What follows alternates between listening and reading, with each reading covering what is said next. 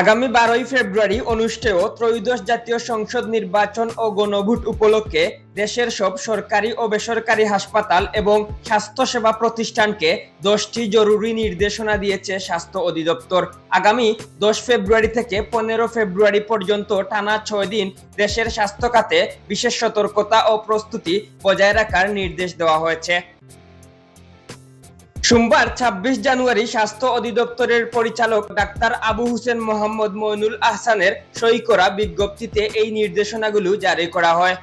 নির্দেশনা অনুযায়ী নির্বাচনকালীন সময়ে সেবার পরিধি অনুযায়ী বিভিন্ন পর্যায়ে মেডিকেল টিম গঠন করতে হবে। প্রতিটি কর্পোরেশনে 6টি টিম, এছাড়া বিভাগীয় পর্যায়ে 4টি, জেলা পর্যায়ে 3টি, উপজেলা পর্যায়ে 2টি এবং ইউনিয়ন পর্যায়ে 1টি করে মেডিকেল টিম গঠন করতে হবে।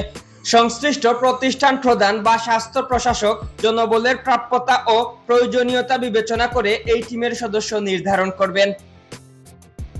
নির্বাচনকালীন জরুরি পরিস্থিতি মোকাবেলায় প্রতিটি হাসপাতালে জরুরি বিভাগে অতিরিক্ত জনবল নিয়োগের নির্দেশ দেওয়া হয়েছে। একই সঙ্গে সব সরকারি ও বেসরকারি প্রতিষ্ঠানে সার্বক্ষণিক অ্যাম্বুলেন্স প্রস্তুত রাখতে বলা হয়েছে।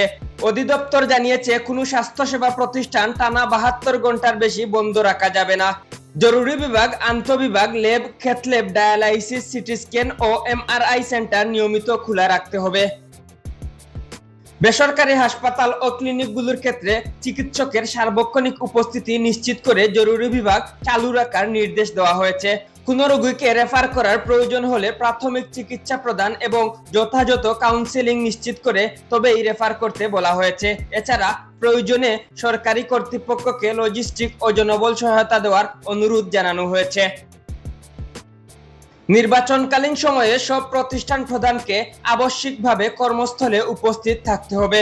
কোনো প্রধান ছুটিতে থাকলে দায়িত্বপ্রাপ্ত বিকল্প ব্যক্তির নাম ও মোবাইল নম্বর আগেভাগেই স্বাস্থ্য অধিদপ্তরকে অবহিত করতে হবে।